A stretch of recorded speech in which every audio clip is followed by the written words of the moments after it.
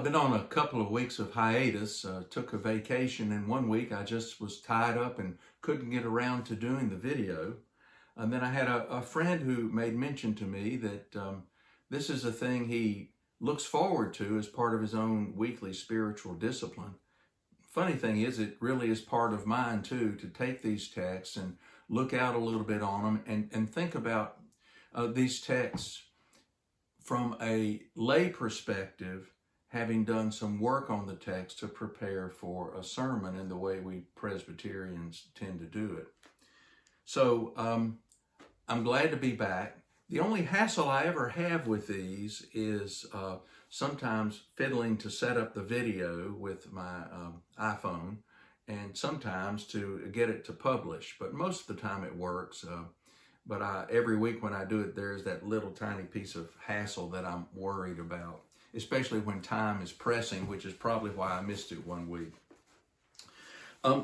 The Sunday I'm looking at is not tomorrow. It is the following Sunday, the last Sunday of May 26th. And the text will be for what is traditionally Trinity Sunday. That is the Sunday after Pentecost, tomorrow being the Sunday that we celebrate the Pentecost event. Our first text is from Isaiah. It is the call of Isaiah. Now, there's something similar in the call of Isaiah to some of the other prophetic calls in the Old Testament, and something not so similar in the call to Isaiah. The easiest one to talk about is what is not so similar. The call of Isaiah doesn't really occur in Isaiah's book until chapter 6. Even though we have these prophetic utterances before, so I'm not really clear why it comes there, except that when you read the text carefully, it is possible that this is the moment in which Isaiah, for some reason, is defending himself to validate this different call in his life than the call he had before. You see, Isaiah began as a priest in the temple. That's very unusual. Most of our prophets are from outside of the typical patterns of the affluent society. Isaiah was part of the affluent society. He was one of those honored and honorable people that everyone looked up to. So his call comes here to us probably as he is sharing it to validate it in the 6th chapter. Now, what makes his call similar to others? Let's see, Moses, Jeremiah, Gideon, the judge in the book of Judges, maybe Ezekiel as well, is really, well, with the exception of Ezekiel maybe, this sense of a call, not seeing God directly, but being viscerally aware of God's presence, and then a sense of inadequacy or sinfulness or unworthiness. Those are not necessarily synonymous, but all of them would cause the prophet to shrink and feel like, I really can't handle this call that you're giving me. So for Isaiah, it is a sense of sinfulness, and I think that's emphasized in the text with the angel that brings the hot coal to purify Isaiah's lips. And what makes it so important, Isaiah's recognition of sinfulness, is that based on his religious and societal standing, he would be viewed as anything but a sinful person. But when he becomes overwhelmed by the presence of God in the temple, and there are other elements about temple that are in here, throne of God probably referring to the Holy of Holies and the Ark of the Covenant, the smoke that fills the temple from the burnt offering, so all of those things. He's in the temple, he's performing his duties, and from the lay perspective looking in, this is a holy man. Being overwhelmed by the presence of God, Isaiah is fully aware of his inadequacy and his sinfulness. There's another interesting little element here that separates God from heavenly beings, when it speaks of the seraphim covering their feet and their face. Covering one's feet, that's a euphemism for covering your nakedness in the Old Testament. And covering one's face is fear of seeing God face to face. So there is this sense of the absolute and ultimate holiness of God that even makes heavenly beings quake. And Isaiah finds himself surrounded by that presence, aware of his unholiness, and by God's own messenger, an angel touches his lips and in a symbolic way purifies him. This is all a vision. This is not some physical thing that is occurring. I'm trying to see if there's anything else that, some people like to suggest that this is the Old Testament's recognition of the Trinity. I wouldn't push it quite that far. We might see that God is speaking as the King above all kings in the royal we, when it's whom shall we send. Take it for what you will with that. I don't know that there's any real clear sense of Trinity in the Old Testament. And there are places in the New Testament, including, I'd suggest, with today's text with Paul, where this understanding of Trinity is still in an evolutionary type form. Anyway, that's the call of Isaiah, similar in many respects to other calls, dissimilar as to who he is, and how late it comes in. How late? It's still early in that book of Isaiah. Oh, one other little intriguing historical fact. He basically names the year that he receives this call, and that would be around 1742 BC. And Isaiah prophesied until around 701 BC. So a very long time of prophecy. Now, moving on to the Psalm, Psalm 29, I think this is an interesting example of how the body of faith in the Judeo-Christian tradition often identifies the how God breaks through even in other religions, and it becomes behooving to the Judeo-Christian tradition to identify who that God is. So there are plenty of authorities that would suggest that this psalm may have arisen more in a Phoenician culture, not in the Jewish culture, but it obviously becomes embraced and interpreted as a celebration of the one true God, as opposed to the God of thunder or the God of the ocean, which are in a way kind of alluded to in this psalm. The psalm is, in essence, when it comes to be part of the Jewish tradition, in essence, it's a celebration of the power of God to transform the land. And I don't mean really in a spiritual way here. For the Jewish part of our Christian faith, they're always very aware of the physical attributes of the will and the power of God. That's not really separated from things. We don't get a separation of life as a whole until we get much later, where life becomes separated between things that are spirit and things that are flesh, and we're going to see that coming in our New Testament text in a minute. But Psalm 29 is basically the description of a thunderstorm rolling from the Mediterranean all the way across the country. And you can, when you think of it in those terms, you can see that it begins with an awareness of the strength and the power of God.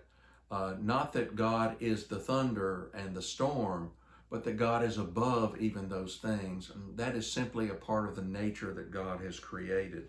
Again, this transition from a Phoenician celebration or Phoenician fear of the God of thunder and a celebration of a God that is above all things. So we can go through it. The voice of the Lord is over the waters. The voice of the Lord, the glory of God thunders. The Lord over the mighty waters. The voice of the Lord is powerful. Think of thunder and when it cracks and rumbles, and how awe-inspiring it can be in the right circumstances when we're sitting in a shelter and listening and in awe of it. But notice as it passes, it comes over the waters. It then breaks the cedars of Lebanon, so now it has made landfall. Now it has moved in from landfall when it causes Lebanon to skip like a calf or like a wild ox. It continues to roll over into the desert, and it strips the forests, and then finally it acknowledges that the Lord is above all of this. He sits above the flood. He's enthroned forever. And the text ends with awe and glory, not fear.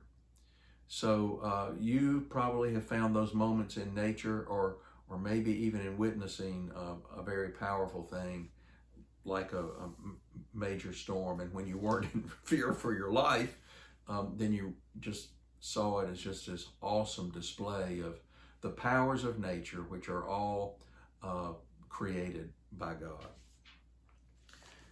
The New Testament text, the first one is from Romans, the 8th chapter. I'm flipping to it now. A few verses, 12 through 17. And in this, I think Paul is doing a fascinating thing. I'm sorry, I didn't go to, no wonder I was troubled here. I'm in Acts and not Romans. But he's still doing a fascinating thing, by the way.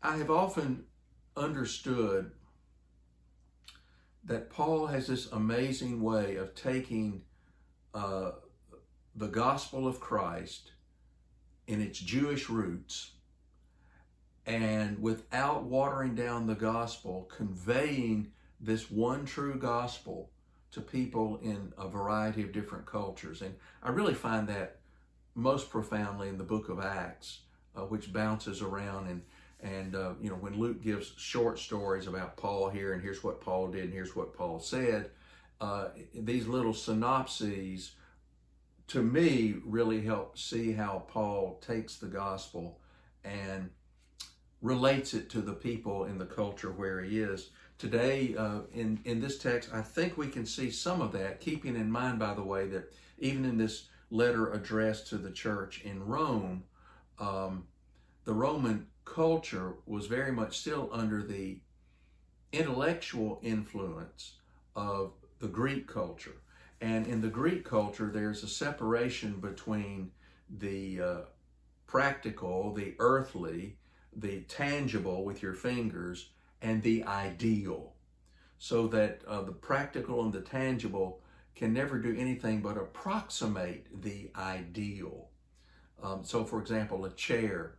In our minds, we may have the image of a perfect chair, and we may see a chair and know it's a chair, but no chair ever attains the perfection of the ideal. Now, I don't mean to get us off on something, but I think I would wonder, without complete knowledge of this, whether there were a lot of people of Jewish background also in the church in Rome. And the reason I ponder that is that Paul, I think, is translating this sense of the ideal and the tangible, the Greek, into the Jewish understanding of spirit and flesh. Flesh being the tangible, and that is truly what's meant in the New Testament by flesh, not the body, but everything that's around us that we can feel, taste, touch, smell, and see, and the things of the Spirit. And so what Paul is speaking about is how we are no longer slaves of the things that we can see, feel, the five senses. I don't know why I'm having trouble with those.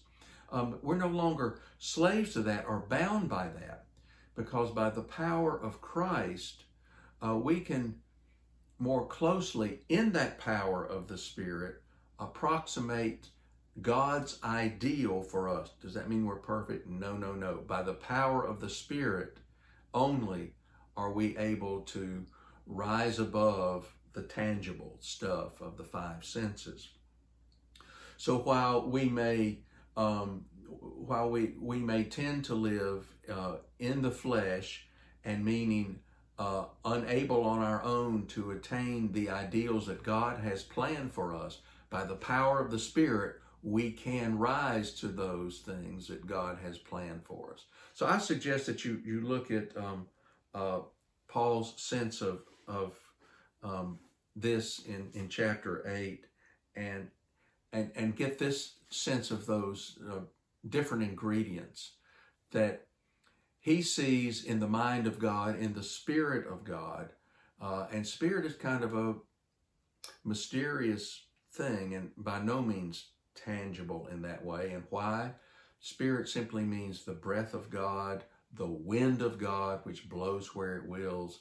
And for Paul, that means all those whom Christ has called are subject to the Spirit and not subject to the tangible five senses. And so therefore, we are empowered to live in a way that those that are enslaved to the five senses cannot live. That's longer than what Paul wrote there, but I think that it hits where he's headed. The last text from the Gospel of John is also a fascinating text in an interesting way for us. Mostly through the four Gospels, and particularly through the Gospel of John, there are these little theological moments that end a passage. So the end of a passage for us is, in all likelihood, verse 16 and 17. Although it has quotation marks in most Bibles, as it does in the New Revised Standard. When we get to John 3:16, for God so loved the world that he did not, that he sent his only Son, that would make Jesus speaking of himself in the third person, and that would continue into verse 17. Indeed, God did not send the Son into the world to condemn the world, that in order that the world might be saved through him. Sounds a little odd in a dialogue with Nicodemus when they're meeting together. It sounds like privately. So my suggestion is that is not the word of Jesus. That is the theological summation of our writer, who is summarizing what's happened here with Nicodemus and with Jesus. Now, the dialogue with Nicodemus and Jesus is wonderful as well. Nicodemus is becoming a believer, and I use the word "is becoming" in the same way that the Apostle Paul tends to speak of that he is being saved, and rarely, if ever, speaks of salvation in the past tense, but as an ongoing process of discovery and engagement, is being saved. And I think that I see this same thing when I mentioned that Nicodemus is becoming a believer, or is being saved, you might say. But what is interesting, Nicodemus approaches Jesus, teacher to teacher now, they're both teachers, is approaching Jesus largely based on the signs that he has seen, or the signs of his teaching that he has heard. And Jesus tells him that basically that really isn't it. Jesus is engaging in a dialogue with this man on a level that Jesus is not engaging a dialogue with the less scholarly at this point, the less educated. When he says, I tell you, no one can see the kingdom of God without being born from above. Um, Another way to translate that Greek is a little less clear, is without being born from the up place, born from above. Now, Nicodemus, and I think this is where you're going to see a connection with Paul's sense of flesh and spirit. Nicodemus says, wait, whoa, a man can't return to his mother's womb and be born again. And so then Jesus re-explains that born from above has to do with the divine initiative of God, with God's claim on a life. It doesn't have to do with what Nicodemus is doing by saying, okay, I've seen these wonderful signs, and so I think I'm going to be believing in you. No, no, no, no, no. Belief becomes a gift. That gift is what comes from above and gives us this renewal, this rebirth. That is what Jesus intends, not what Nicodemus intends when he is pretty much jousting teacher to teacher and say, wait a minute, born again, born in the flesh again, in the tangible senses of the five senses. And Jesus says, no, this is born from above. This is born of the Spirit. And again, it's this spiritual sense that overwhelms us in the same way that Isaiah is overwhelmed by this awareness of the presence of God. Even though he does not see God face to face, he is overwhelmed by the awareness. That's where John is taking us in this text with the dialogue with Nicodemus. We become overwhelmed by the presence of God and the Spirit. Not something we can touch and feel, but it is that inward passion that comes from who knows where, so to speak, that draws us into belief of Christ and compels us, this outside source, to live and to move and to behave in a way that our spirit tells us pleases God's Spirit. That's salvation. I will be back next week. I hope you enjoyed this. I enjoyed every time.